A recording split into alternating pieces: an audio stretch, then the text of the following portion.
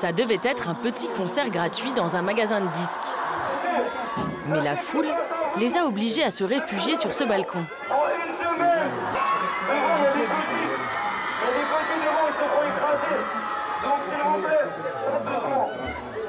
Assiégés par leur public, Section d'Assaut est contraint de chanter avec un porte-voix.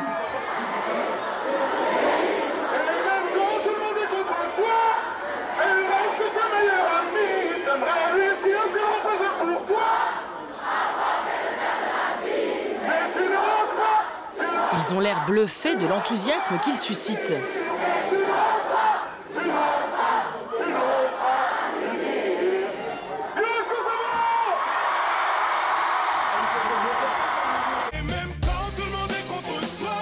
Section d'Assaut. Derrière ce nom belliqueux se cache un groupe de rap en réalité très pacifique. Des mélodies sucrées, des paroles moralisantes. Leur dernier tube pourrait être un refrain pour la fête des mères.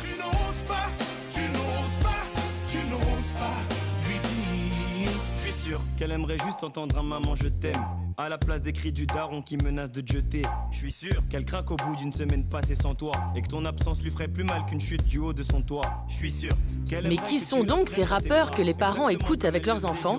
Et quelle est la recette de ce phénomène dont le dernier album s'est déjà vendu à 250 000 exemplaires? À l'origine du succès, il y a d'abord une bande de copains.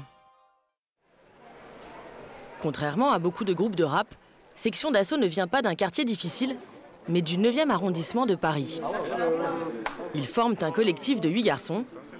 Chacun chante à tour de rôle et personne ne veut se mettre en avant. Parmi eux, il y a Masca, dit aussi le Blanc. En sweatshirt violet, le Fa.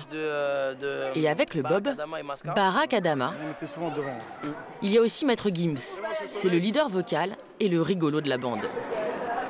Ce sont des copains de quartier qui se sont rencontrés très jeunes. Bonjour, c'était mon collège ici. Et les autres venaient me chercher ici, donc on traînait ici. C'est ici que j'ai rencontré Gims. Il m'a fait son premier salto. Ici, là, sur ce truc-là. Tu peux le refaire ou... Sur ce truc-là. En fait, je suis monté. Tu foutras, c'est sûr. Je suis monté comme ça. Il est impressionné. Attendez, comment je peux remonter? Je suis monté comme ça. Voilà. Je les ai impressionnés, tu vois. Là, ils étaient ça est sous le charme. Ils ont dit putain, c'est qui là? Oui, il faut qu'il vienne à la boum. On allait dans le hall en face et puis nous on lui a montré des pas de break que je pourrais plus Ouais, il m'a monté un pas de break, mais avec ça là. Ils étaient sages? Ah ouais, très sage, très gentil. Ouais, il était vraiment cool le gardien parce que même nous, comme on est en plein Paris, il n'y a pas de terrain de foot et tout ça, tu vois, contrairement justement aux banlieues et tout ça. Donc on jouait là dans l'angle là, tu vois. Il y a un petit espace, c'est en pente et tout, c'est tout petit, mais on arrivait à jouer au foot et on n'avait pas le droit, tu vois. Et le gardien il était cool, il nous laissait jouer et tout ça. Ils passent beaucoup de temps à traîner ensemble, mais ce ne sont pas des mauvais garçons. Leur passion commune, c'est la musique, et plus précisément le rap. Ils choisissent cette rue calme comme salle de répétition. On se réunissait ici, on s'asseyait, on a ramené nos téléphones ou un petit poste radio, on mettait l'instrument, on faisait des freestyles, machin, il y a des idées qui arrivaient, je faisais du beatbox. Et voilà, ça partait sur un son, un morceau. C'est bon. Au fil du temps, ce travail collectif aboutit. Régulièrement, ils postent leurs morceaux sur Internet. En 2009, ce morceau enregistré avec les moyens du bord fait le buzz. Moi je Paris Nord, moi je Paris Sud, moi je Paris Sud. Celui qui représente la capitale c'est par ici. C'est par ici. Section d'Assaut le 75 en personne. Évidemment que l'ennemi en face en perso. Moi je Paris Nord. Une maison de disques leur produit un clip plus professionnel et sort le single. Section d'Assaut le 75 en personne. Il plaît. Section d'Assaut peut sortir son premier album en 2010. Il se place immédiatement dans le peloton de tête des ventes porté par un tube, Désolé. Papa, maman, les gars, désolé.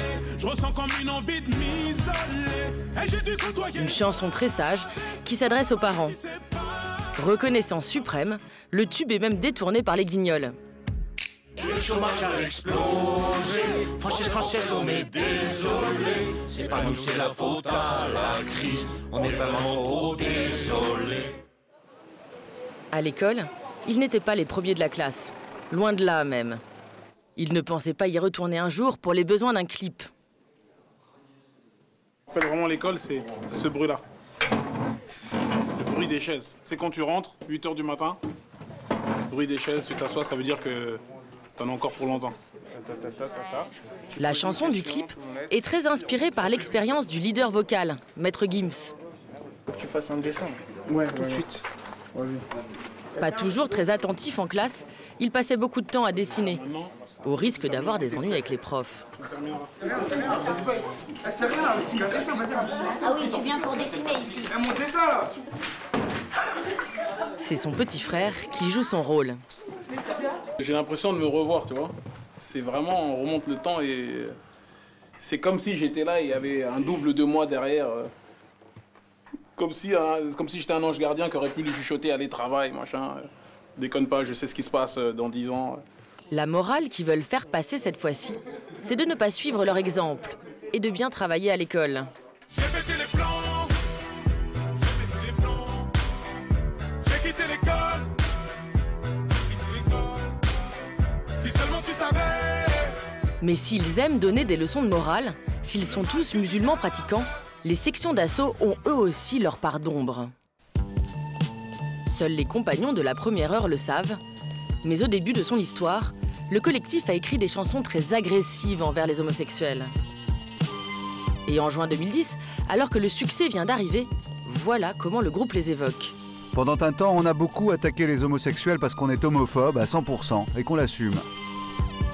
Les propos font scandale et le groupe devient infréquentable. En pleine tournée, 17 salles de concert sur 24 leur ferment les portes. Pour faire amende honorable, Section d'Assaut rencontre des associations homo et présente des excuses. Je m'excuse auprès de tous les gens que j'ai pu blesser, choquer en utilisant ce mot. Et donc je tiens à dire aux médias qu'aujourd'hui, ni moi ni aucun membre du groupe de la Section d'Assaut n'est homophobe. 2 ans après, ils considèrent ce dérapage comme une erreur de jeunesse.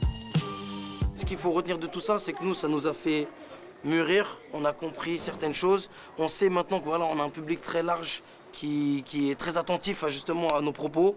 Donc voilà, maintenant c'est clair qu'on est plus pointilleux par rapport à ça.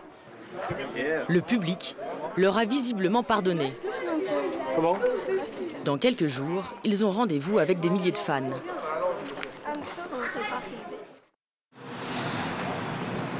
Fin avril, à Bobigny, en banlieue parisienne, Section d'Assaut prépare son grand concert à Bercy qui aura lieu dans 3 semaines. Pour la première fois, ils ont décidé de s'associer à des musiciens. Car jusqu'à aujourd'hui, ils étaient accompagnés sur scène par un DJ qui gérait seul toute la musique. Ils vont nous jouer tous les morceaux qu'ils ont joués en live. Et on va voir si on valide ou pas. Voilà, tout simplement. Je reste debout, allez! En mode jury là. Là ça va juger chaud là. Ils ont l'impression les écoutes. Et en effet, il va y avoir de la casse. Ils doivent jouer entre autres le morceau Paname allons danser. Voici la version du disque. Elle a un son très électro.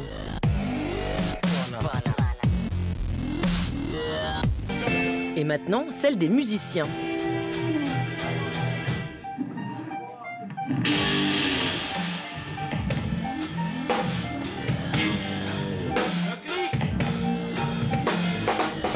Section d'Assaut n'est pas convaincue. Pourquoi celui-là non alors? Parce qu'il dénature le morceau, tout simplement. C'est pas pareil que dans le morceau, tu vois. C'est tout. Il y a moins d'énergie? Non, ça ressort pas comme on a envie en tout cas, quoi. Alors le live, c'est soit ça monte le morceau, soit ça sert à rien de le faire. Deuxième essai avec ce titre, Je reste debout. Ce que vous entendez est la version de l'album produite avec des machines. Ça fait mal mais je reste debout. Ça me touche mais je reste debout. Je suis touché, je reste debout. Mais Gims oriente le guitariste. Parce que tu rajoutes une... Non, en fait, parce que là tu rajoutes en fait, tu le fais gros groover. Il est bon mais c'est pas...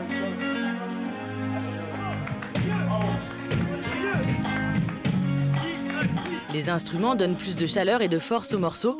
Le groupe est emballé cette fois-ci.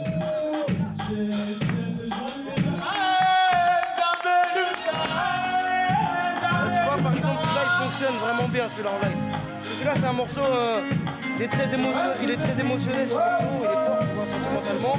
Et là le live justement ça renforce vraiment l'émotion, tu vois. Donc sur un morceau comme ça, ouais, c'est super important de le faire en live. Même nous on est... Leur public va-t-il être aussi enthousiaste? De ouf, c'est exactement ça. Le 22 mai dernier à Bercy, 15 000 personnes se pressent. Vous préparez l'ouverture des sacs, s'il vous plaît. Bonjour. Vous connaissez ce groupe? Ah oui, très bien. Très bien. C'est quoi en fait? Comment ça s'appelle? Ma direction. Non. Qu'est-ce qu'on chantait dans la voiture? Désolé. Ah, désolé, c'est pour moi. D'accord. Et à l'intérieur aussi, au milieu de la foule des jeunes adolescents, il y a de nombreuses mamans. Oh, je kiffe. Et pourtant, j'ai 26 ans, j'ai maman, mais... Et ben moi j'en ai dit 20 de plus, mais je suis maman aussi et franchement quand je les entends, ça me fait kiffer aussi. Hein.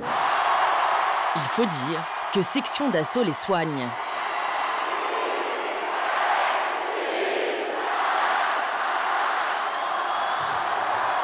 On va faire un morceau en hommage à nos mères qui nous ont porté 9 mois.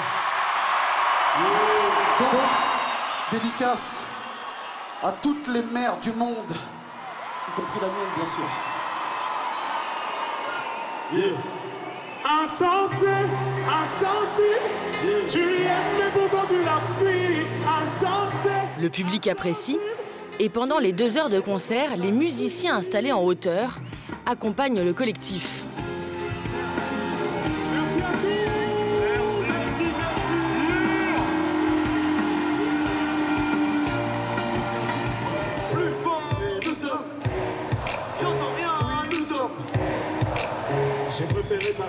Jusqu'où ira Section d'Assaut avec ce mélange de rap et de bons sentiments?